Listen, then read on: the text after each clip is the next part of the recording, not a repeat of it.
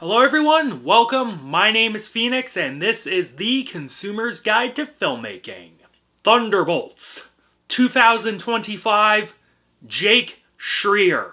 Taking place sometime after the events of Captain America Brave New World, Yelena Belova, aka the Black Widow, is working for Valentina Fontaine to clean up the illegal activities conducted by the Ox Group.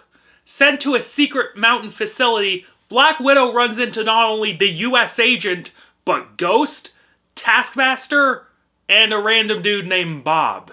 Realizing they've all been duped, and that they're stuck babysitting Bob, the remaining patsies manage to escape the facility.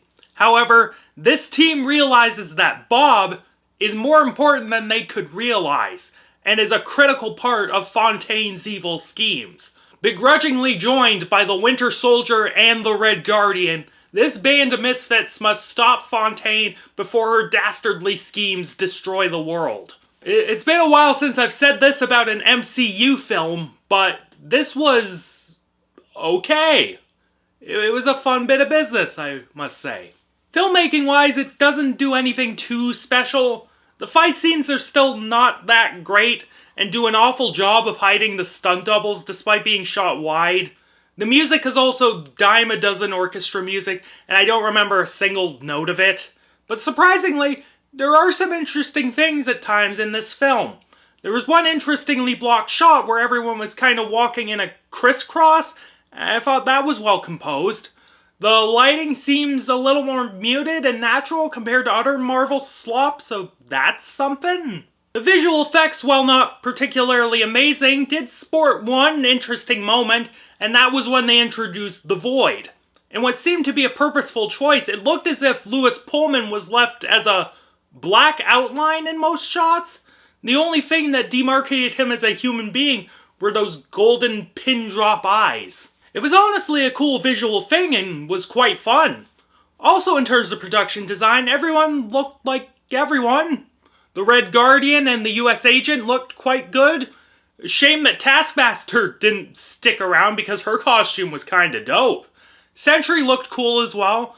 Maybe Bucky looked a little bland, but in context I can forgive that. The writing is a big step up from previous MCU films. While not as fun as a Deadpool and Wolverine, or even as decent as Daredevil Born Again, Thunderbolts did boast a decent emotional hook, and for an MCU film at least, interesting characters. While they're not the Thunderbolts I would have cared to see, the emotional cores of this film are clearly Black Widow and Sentry. Both are dealing with self-loathing and depression, and it takes a ragtag bunch of dorks to make them realize that they are wanted and that they are loved. It's corny, but it resonated with me more than, say, fucking Ant-Man Quantumania or Brave New World did. Better executed than those films as well. The oddball dynamic of this team is brought to life well by our cast. Like I said, the emotional cores of this film are Black Widow and Sentry, and they are performed by Florence Pugh and Lewis Pullman. The former manages to sell the snarky, depressed tone that I've heard from people in the past really well, and her emotional monologue at the end was decently delivered. The latter was probably the highlight of the film, Lewis Pullman.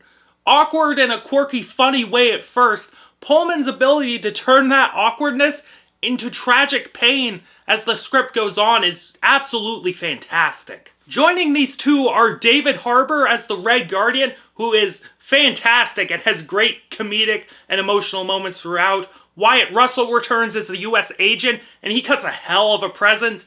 Hannah John Kamen returns as Ghost, a character I completely forgot existed, and she was amusing. Sebastian Stan returns as the Winter Soldier, and he is as charming as usual. This group of outcasts has tons of chemistry, and their awkwardness, emotional resonance, and charm was really brought out, as corny as it could be. Thunderbolts doesn't stand too high in the pantheon of the MCU, but compared to the slop we've been getting from this studio recently, it is a refreshing change of pace. This particular entry sees an emotional, albeit cornily delivered, arc about depression brought to life by game performances from the cast, with particular praise going to Florence Pugh and Lewis Pullman.